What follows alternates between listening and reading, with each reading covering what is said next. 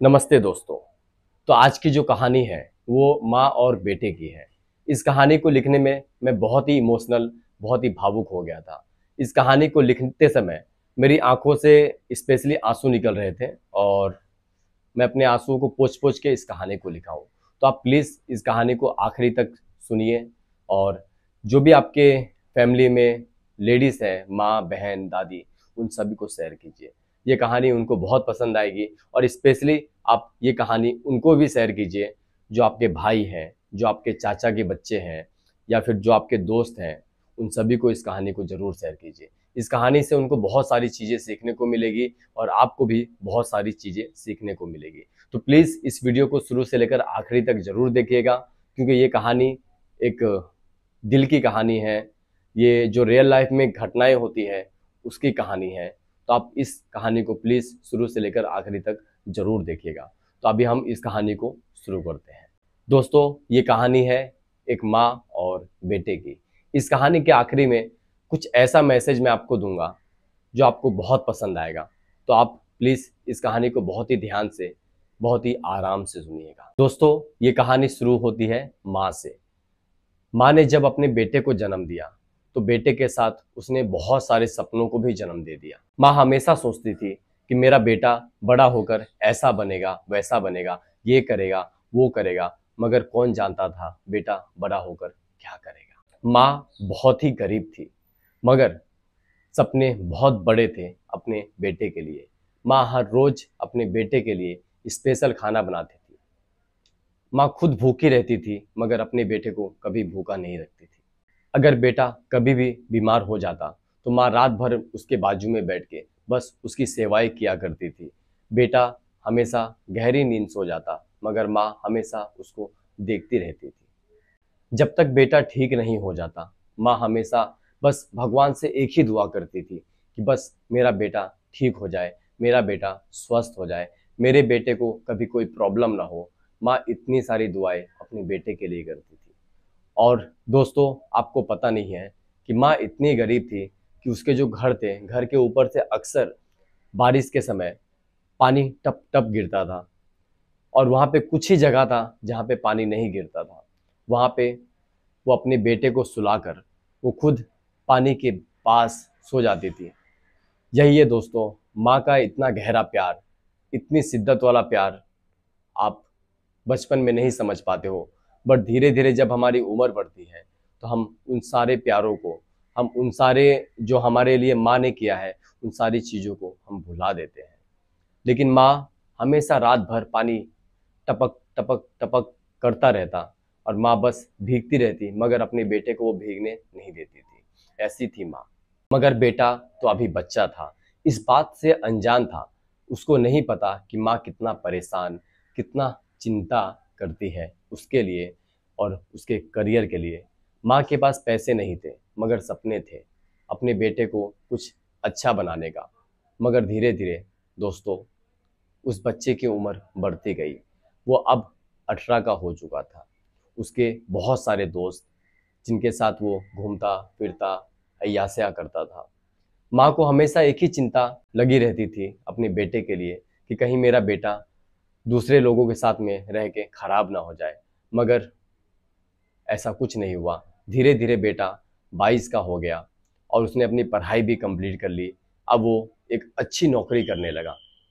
अच्छी नौकरी करता था। माँ और बेटे बहुत खुश रहते थे, बहुत हैप्पी रहते थे। ऐसा लगता था जैसे कि दुनिया की सारी खुशी, सारा हैप्पीनेस इनके घर में आ चुका है। बट किस्मत को कुछ और ही मंजूर था। धीरे धीरे समय बीतता चला गया और अब बेटा हो चुका था 24 का। धीरे धीरे वो अपनी माँ से दूरी बनाने लगा।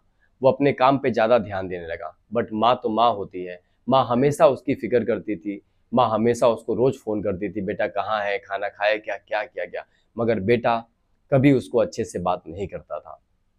बेटा हमेशा उससे चिल्ला कर बात करता था क्योंकि उसको पता ही नहीं कि बचपन में उसकी माँ ने उसके लिए क्या क्या किया है। दोस्तों, ये कहानी कुछ मुझ पर भी जाती है क्योंकि इस कहानी और मेरा कुछ गहरा संबंध है। मैं भी कुछ ऐसा ही हूँ लेकिन धीरे धीरे मैं अपने आप को बदल दूंगा। अब कहानी के थोड़ा और आगे जाते हैं। अब बेटा हो चुका था 26 का। अब उसने एक गर्लफ्रेंड भी बना ली, उसके साथ बहुत घूमता था। पहला माँ को वो पैसे भी दिया करता था, बट अभी भी पैसे देता है, बट अभी थोड़े कम देता है। बट धीरे धीरे वो अपनी गर्लफ्रेंड के साथ कुछ ज़्यादा ही इन्वॉल्व होता चला गया, और उसकी गर्लफ्रेंड, एक समय ऐसा आया जब उसकी गर्लफ्रेंड उसका हाथ छोड़कर चली गई। बेटा बहुत डिप्रेशन में चला गया, बहुत टेंशन में चला गया। उसको समझ नहीं आ रहा था वो क्या करे नहीं करे।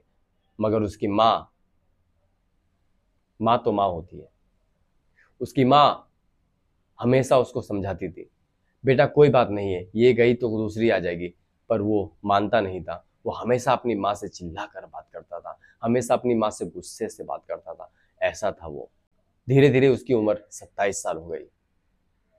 27 साल होने के बाद उस लड़के ने अपने लिए कोई और गर्लफ्रेंड बना ली, कोई और लड़की को पटा लिया उसने, और फिर उससे शादी रचा ली। अब वो अपने घर पे अपनी माँ और अपनी वाइफ के साथ रहने लगा।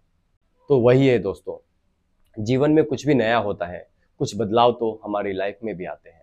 कुछ बदलाव तो उस छोटी सी फैमिली में भी आया, उस गरीब फैमिली में।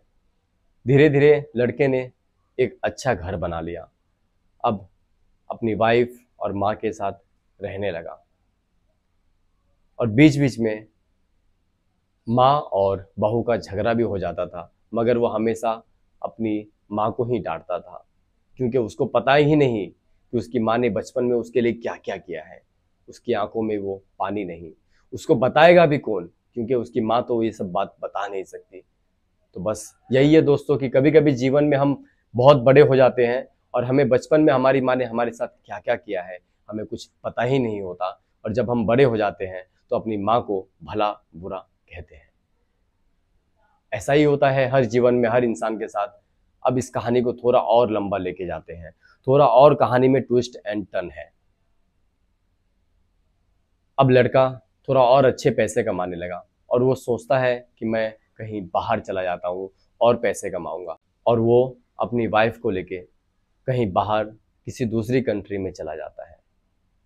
वहाँ बहुत अच्छे पैसे कमाता है, मगर उसकी माँ गांव में अकेला रहती है। उसको ना आगे ना पीछे कोई बात करने वाला नहीं।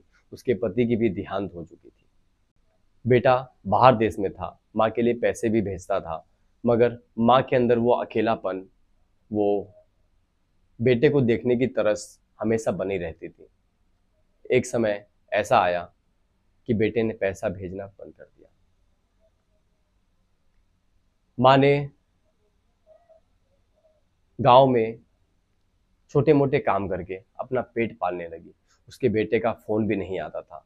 माँ बहुत अकेला, बहुत परेशान होने लगी। माँ को कभी ये चिंता थी ही नहीं कि मेरा बेटा फोन करे। माँ को तो बस एक ही चिंता थी कि मेरा बेटा सही और सलामत रहे। बट बेटे को कोई चिंता नहीं। बेटा बस अपनी बीवी के साथ और अपने काम में खुश रहता था। उसको तो ये भी याद नहीं कि उसकी माँ भी है, वो सब भूल चुका था। धीरे धीरे दोस्तों ऐसा समय आया कि इस कहानी का पन्ना ही पलट गया। उसकी माँ का देहांत हो गया। 1 महीने बाद उसके बेटे को पता चला कि उसकी माँ का देहांत हो चुका है।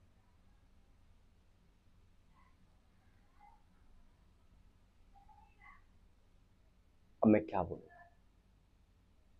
आपकी माँ है, आप बाहर देश में हो, आपकी माँ का देहांत हो जाता है और आपको 1 महीने बाद पता चलता है, तो आपके ऊपर क्या बीतेगी। जिस माँ ने आपको जन्म दिया, जिस माँ ने आपको बचपन से लेकर जवानी तक पाला पोसा बड़ा किया, आपने उसको ही छोड़ दिया। और आप इतने स्वार्थी, इतने मतलबी हो गए कि आपकी माँ का देहांत हो गया और आप अपनी माँ के देहांत पे भी नहीं आ पाए। जिसने आपको जन्म दिया, जिसने आपको इस मुकाम पे खड़ा किया, आप उसके लिए समय नहीं निकाल पाए जिसने आपको जन्म दिया। जो आपके बीमार होने पे रात भर सोती नहीं थी, छत से पानी टपकता था, वो खुद भीग जाती थी मगर आपको भीगने नहीं देती थी। स्कूल छोड़ने जाती थी, वो खुद भीगती थी मगर आपको भीगने नहीं देती थी। वो खुद रात को भूखा सो जाती थी मगर आपको कभी भूखा नहीं सुलाती थी। आपको कभी ये एहसास भी नहीं होने दिया कि वो खुद भूखा सो जाती है, वो खुद इतने परेशानी में है और आज वो इस दुनिया में नहीं है। वो हमेशा यही सोचती थी कि मेरा बेटा बड़ा हो जाएगा, मेरा ख्याल रखेगा। बट बेटा तो बड़ा हो गया, बट माँ का ख्याल कौन रखा। माँ ने अपना ख्याल खुद से रखा, खुद से काम किया, खुद से अपना पेट पाला और खुद से ही इस दुनिया से चली गई। तो यही है दोस्तों, इस वक्त जो आपके साथ है, जो आपके पास है, चाहे वो आपकी माँ हो, बहन हो या कोई भी हो, आप उससे प्रेम कीजिए, आप उससे बातें कीजिए, आप उससे मिलिए, आप उसकी देखभाल कीजिए, काम के साथ में देखभाल भी कीजिए। आप कभी भी अपनी माँ को इग्नोर मत कीजिए, क्योंकि माँ ने जो बचपन में कष्ट सहा है आपको लेकर, वो इस दुनिया में कोई नहीं सह सकता। पिताजी भी कभी इतना कष्ट नहीं सहते हैं जितना एक माँ सहती है। बेटा चाहे कितना भी बुरा हो, लेकिन माँ के लिए हमेशा वो हीरा ही होता है। तो हर माँ अपने बेटे को हीरा समझती है, चाहे वो कितना भी बुरा हो। तो दोस्तों यही कहानी है एक माँ और बेटे की, कि कभी कभी समय में ऐसा सिचुएशन आता है कि हम चीज़ों को भूल जाते हैं और अपनी माँ को अकेला छोड़ देते हैं, अपनी वाइफ के साथ हमेशा खुश रहते हैं। मगर ये लाइफ गलत है। जिसने आपको जन्म दिया उसको भी खुश रखिए। इस कहानी को लिखने में मैं काफ़ी भावुक हो गया था, काफ़ी इमोशनल हो गया था, स्पेशली मेरे आंखों से आंसू निकल गए थे। बट इस कहानी को मैं और लंबा लेके जाने वाला था, बट मेरा दिल माना नहीं और मैंने कहा कि बस इस कहानी को मैं और नहीं लिखूंगा। तो दोस्तों यही थी कहानी। इस कहानी को और भी मैं आगे लिखूंगा, इसी टॉपिक पे एक और वीडियो में बनाऊंगा।